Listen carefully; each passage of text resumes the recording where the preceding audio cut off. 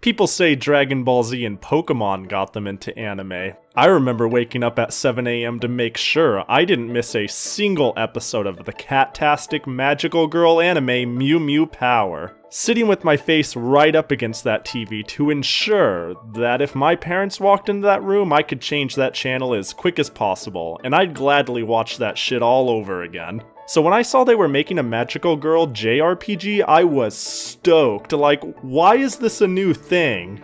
The heavens have parted, and out descends a magical girl high school JRPG that's all about friendship. There is no way I couldn't love this game. You're introduced as Hinako, a once talented ballet dancer who can no longer dance due to a serious injury to one of her legs. Oh, do you want to be my friend? Okay, that's cool. That's pretty sudden, but whatever. What's wrong with you? You're going kind of batshit insane there. Now I'm in a parallel world where voices are telling me to be a magical girl? No, oh my bad, a reflector? And who the hell is this? And what the hell is this? And why do I have a sword now? What's going on? Hey Gust, one of your designers, they dropped their self-control? The exposition dump is real, and it spent no time vomiting what I'll be doing for the next 30 hours of my life all over me. And that's not entirely a bad thing. Two mysterious girls, Yuzu and Lime, have chosen you to become a reflector to fight alongside them. You are tasked to defeat demons of sorts who threaten our world and live in a world parallel to ours. To become more powerful, you must harvest strong emotions from others. Whenever a person feels strong negative emotions at this high school, they kinda go berserk. This makes it up to you to go into this other world and seek out their emotions where they manifest. Listen to those feelings and find a way to relate and understand to this person to soothe their berserk-like state, and thus harnessing its power. I think this is an amazing vehicle for excellent storytelling.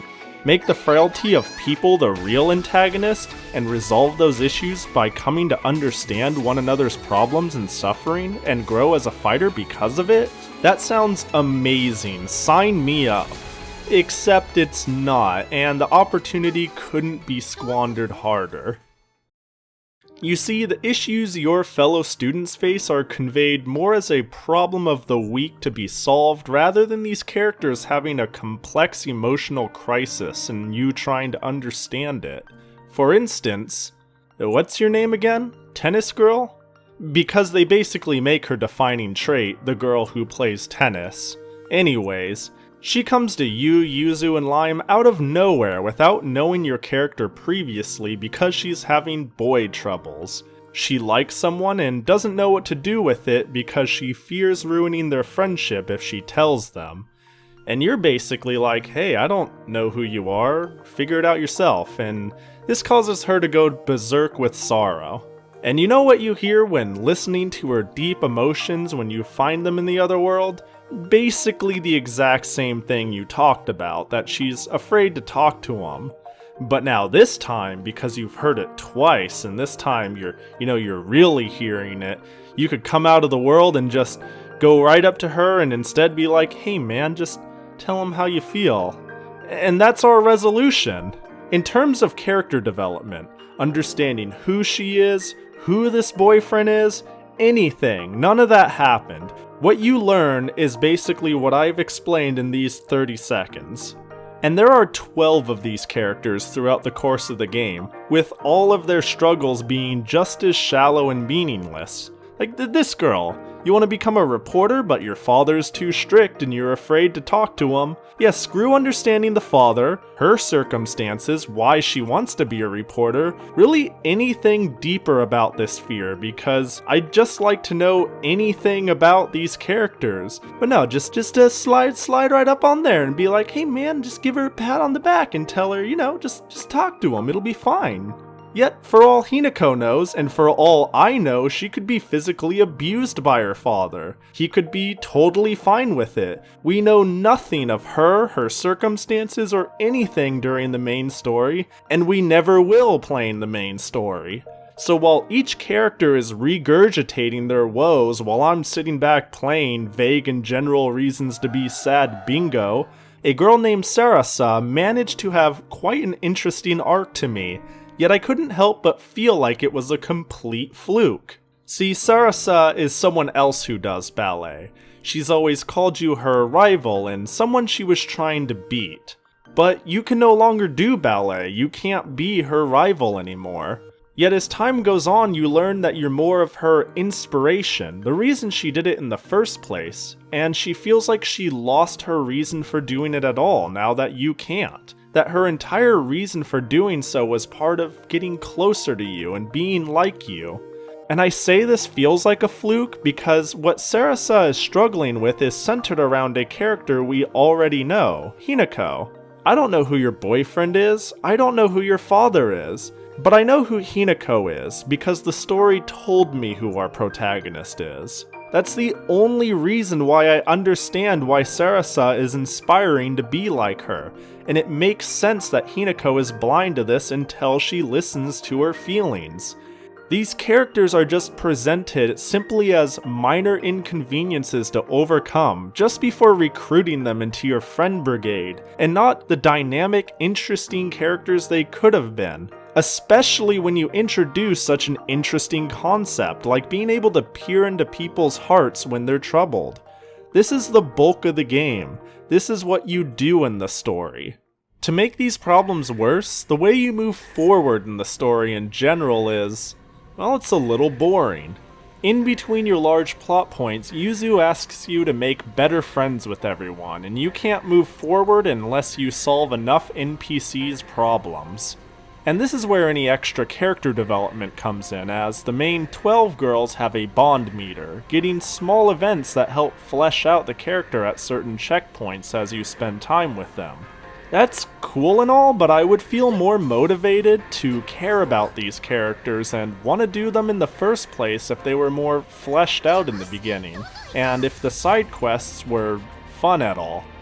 No, scratch that. When the localization is this bad, like this bad, sometimes it's the wrong sort of fun. I really only did slightly more side quests than needed to complete the game. And that's only enough to see 1, maybe 2 of the 12 characters' full events. So even if I'm missing some really good character development here, I just can't get myself to care. I can't make myself sit through getting that meter to 99, jumping in and out of side quests where the bulk of them say, "Oh, go kill 5 of these," like any enemy is any different from another, which I will definitely complain about in a minute. And it's not even just the side quests that lack any uniqueness whatsoever. Even the game within a game, where you take care of a pet in an app on your phone, is about as paper thin as it gets. Choosing from one of 3 responses to something going on, which causes various meters to go up or down. After so many days, this pet of yours leaves and you get a summary of what it grew up to be. That's cool. I'm not asking for Chow Garden here, just something a little more advanced than filling out the "which Disney character are you" BuzzFeed quiz that my niece keeps sending me on Facebook.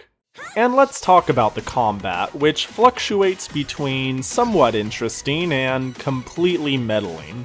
The 3 main characters engage in intense, menu-based combat where you use attacks and abilities that deal different types of damage that are stronger or weaker against different types of enemies, and you've got a timeline that determines play order to plan around. I'm going to start with what they did right. To start, you have a resource called Ether, which can do a number of things while the timeline runs. You can put up a guard, recover your girl's health and magic, speed up your units on the timeline, and when it's your turn, use a large amount of it to do multiple attacks in one turn. While some skills help you recover your ether, the primary way to do it is to set a unit to charge, which recovers magic and ether as that unit moves down the timeline. It's an interesting resource to juggle, and it gives you something to think about when your turn isn't up. I like it quite a lot, and I think they did a good job implementing it. Then there's the fact that, unlike other RPGs, you recover all of your health and magic after every battle.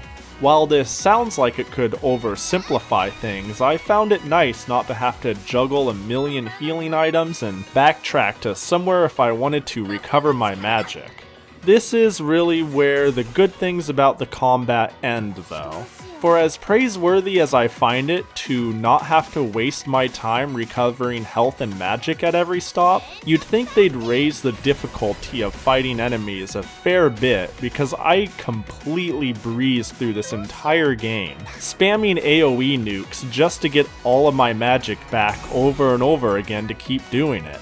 While I feel like having a resource to manage could have remedied this, with how often you're in and out of the combat world for short bursts and how unique the ether system is, it would have been better if they just made the game a little more difficult. Which brings me to the enemies themselves, because barring the 3 unique multi-staged bosses of the game, I couldn't tell you a single unique enemy from the game. They all just kinda herp-a-derp around, hit you for damage, and all die to the massive AoE nukes, and I visually can't remember there being more than maybe 10 different ones, and that feels like a stretch. I only remember getting affected by a status ailment once, over the course of like 30 hours. Who would have known something like status effects and having skills to actually cure them would be such a rare mechanic in the game that I wasn't even recording it the one time it happened. For as much as I'm beating up on this game though, it's not that I didn't find any enjoyment in it. I'm pretty sure they blew the game's entire resource management load on the lighting effects, because at times they're super dynamic and beautiful, even if that does occasionally cause the frame rate to chug a bit. And leave it to Gus to make a soundtrack that's completely awesome. And even if getting to the end was typical JRPG grindage with an average story hurt by poor character development, it really did build up the mood for a finale, and I kinda got just a little emotional knowing it was going to be over and I'd have to say goodbye to my friends. Aw, look, everybody wants to talk to me and give their final hurrah before the one last battle. I might finally get a piece of that character development I was looking for. You know, Wait, what just happened? Where did all my events go? I talked to my favorite character first, but once I realized that this was the last time I might get to talk to them before the credits rolled, I decided to talk to this girl second, because she's a dick. And I just talked to them worst to best, so it leaves on a good note. But right after I talk to her, I just can't talk to anyone else? Are you telling me that this specific person, out of the 12 of them, advances the plot with no indication that it would? I could have talked to anyone. I could have had any favorite. But if I decided I wanted to talk to her, I can't talk to anyone? Are you kidding me? That emotional buildup? Those few minutes where this game tricked me into thinking I might finally connect with more of these characters and have a proper send-off? Destroyed in seconds due to this ridiculous bug. How in the world was I supposed to know this would happen? You want me to reload my save, which mind you was about an hour ago, tread back to this and expect to get the same emotional buildup I did the first time? No. And that's the summary of this game. So many almosts that I feel like I would have been happier if it was just bad instead. I almost really like it. I want to really like it. Almost interesting story. Almost interesting characters. Almost good gameplay. Almost great visuals if they didn't chug. Almost an actual word. Almost. I can see someone liking this game, no, even loving this game, and if that's you, I don't think you're crazy for feeling that way. Like an old magical girl Saturday morning cartoon, there's a certain level of comfy quaintness about the experience. But for me, all of these shortcomings really make it hard for me to get immersed in the experience and completely enjoy. It was supposed to be the perfect game, the magical girl game I always wanted.